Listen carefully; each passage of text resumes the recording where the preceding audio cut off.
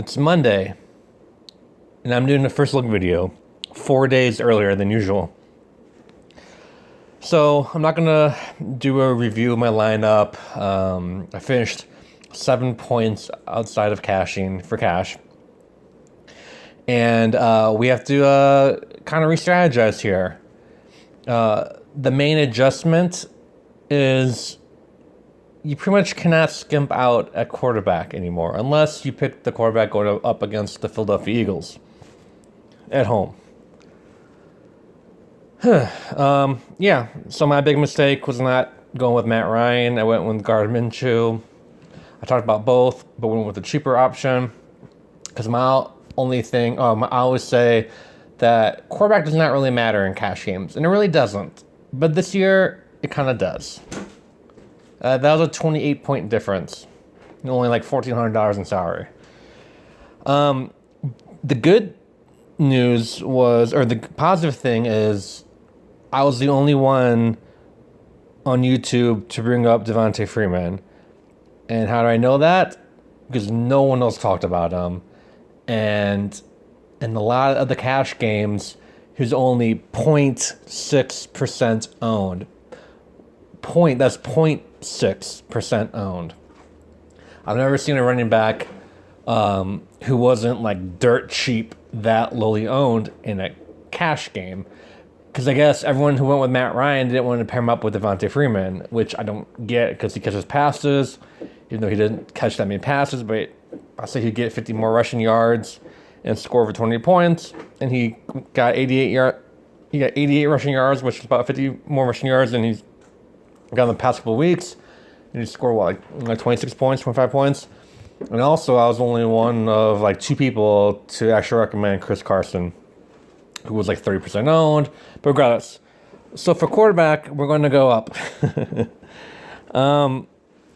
Actually, for maybe a GPP, I like Jacoby Brissett at home against the Texans. And that's about it. But for cash, I like Goff, but I can't go with him until they fix the offensive line, even though the Falcons just don't have a pass rush. Matt Ryan, I do not like this week going up against my Rams. I'm sure everyone's going to pick Josh Allen at 6,500, which is a great pick. But I really like either Lamar Jackson or Kyler Murray. And Kyler Murray seems like he's stepped it up the last couple weeks.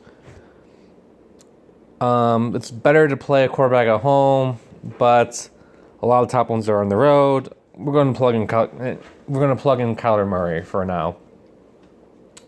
And that's another thing.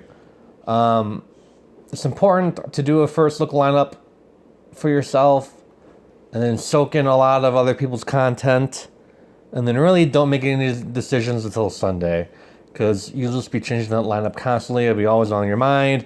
On Sunday, you'll know who is going to be out and in. So it makes sense.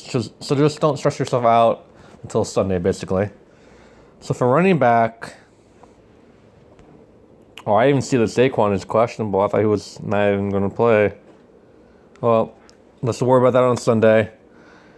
We're going to pair up David Johnson. See, I love pairing up a pass-catching running back with the quarterback.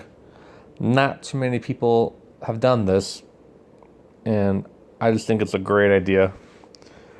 Okay, for my other running back, I like Fournette. Going up against the Bengals. He only had, 16 points? 17.8. A lot of people may think that burned them last week. And that's another thing. Not like the Gardner Minshew one was a bad choice for cash. The Jaguars coming into yesterday had the 6th best offense in the league. At home against the Saints defense that Jameis Winston tore up, 2 weeks ago? So who knows? Anyways, I think we're going to stick with Devontae Freeman for now. The Rams, like the Falcons, just cannot defend the pass catcher running back. and just a smaller running back in general, they are not going to be able to stop. So Matt Ryan loves to pitch it to the outside. The Rams cannot stop that. So here we're going to go with this for defense, just to get it out of the way. Where are they? Oh, down here. It's like the Jets kind of a thing. I don't mind playing the Redskins at 1,700.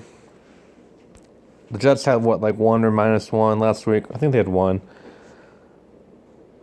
The Skins could get you 2 to 7, and that's totally fine. They're at home. San Fran, they can run the ball. See, the only bad thing is they don't throw that much, and they throw to their backs and tight ends. So, but who knows? Maybe the Skins can get some sacks. Yep, they got 5 and 4 the last 2 weeks, so they can get some sacks going on. Tight end, let's make this simple. Let's go back to Hooper. He is not only the best tight end this year, but the Rams have always struggled against the tight end, so it just makes too much sense. So for receiver, we're going to have to pay it down a little bit. But I feel like paying up for receiver, it doesn't work more than it working. That makes sense.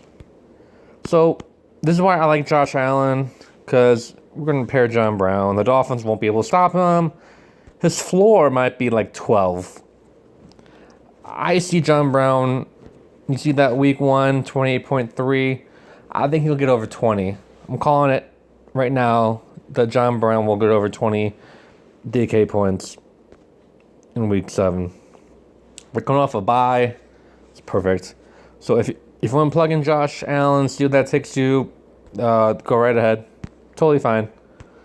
See these top receivers. I mean, Julio, I would play. In GPP, go play Cooper Kupp this week. It wasn't like he was bad yesterday. It was just that Goff literally had a second or less to throw the ball. His offensive line did him no favors. And unless the Falcons blitz every single player on that field, they just cannot generate a consistent pass rush or any pass rush at all. It might be different week 7, but judging on the last 6 weeks, play Cooper Kupp in GPP. We just can't afford him in cash. Who else do I have? Oh, yeah. So, in the GPP, I like Cole Beasley. The Josh Allen, Cole Beasley, and John Brown might win your GPP. So, I'm definitely going to do that trio in GPP. Let's see. Okay. So instead of Cooper Kupp, I'm going with Golden Tate. Off this matchup, I feel like Golden Tate could possibly match Cooper Kupp. I don't know. I'm not too confident in that. I'm not judging just off this last week. But if Sterling Shepard is out, they have to throw to Golden Tate regardless. And Patrick Peterson, I think, is coming back this week. There's no way he's guarding the slot. He never guards the slot. That's where Golden Tate resides. So there's no Sterling Shepard, Golden Tate all the way. And then for 4,800, that's where it gets interesting. I do like Cole Beasley, but in cash, I cannot play both John Brown and Cole Beasley. Just in case I'm trying to keep a straight face, the Dolphins shut the Bills down. Or maybe Gore has 4 touchdowns. Who knows? Or Josh Allen just runs the whole game. Auden Tate seems like a good play now. Look at those targets. But then again, the Jaguars, who knows if Jalen Ramsey is going to play or whatnot. But Bue is more than fine. Darius Slayton, potential GPP play. I like Pascal in a GPP play. Going up against the Texans secondary. But for this, DK Metcalf, we're trying not to overthink this. The Ravens give up a lot of passing yards. They didn't do that so much last week. But again, Baker Mayfield, has been struggling all year. Guess who's not been struggling all year? Russell Wilson. DK Metcalf doesn't get a lot of targets, which is what we want in cash, but he gets enough. If he's double digits, pays off his salary, I would think, I know we're not supposed to try to guess touchdowns, but I would guess the Ravens try to shut down the run. So Metcalf could, I'd say, 4 or 5 catches, 70, 80 yards and a touchdown would be perfect for like 18, 19 points. So I'm going to wrap this up right here, guys. So I'm going a different route at quarterback. We're spending up Kyler Murray. If he struggles throwing the ball, he's going to run for 100 yards and a touchdown. So I like that. I like Josh Allen. Play either one. David Johnson, Leonard Fournette, John Brown, Golden Tate, DK Metcalf, Austin Hooper, Devontae Freeman. I'm sure he'll be more than 0.6% owned. Might be 12% owned, which is fine. And that Skins defense for now. All right, guys. Be sure to soak up all the content this week on YouTube. And I might be back with a bonus video in a couple days. But I'll definitely be back with a final look on Saturday. And have a great week.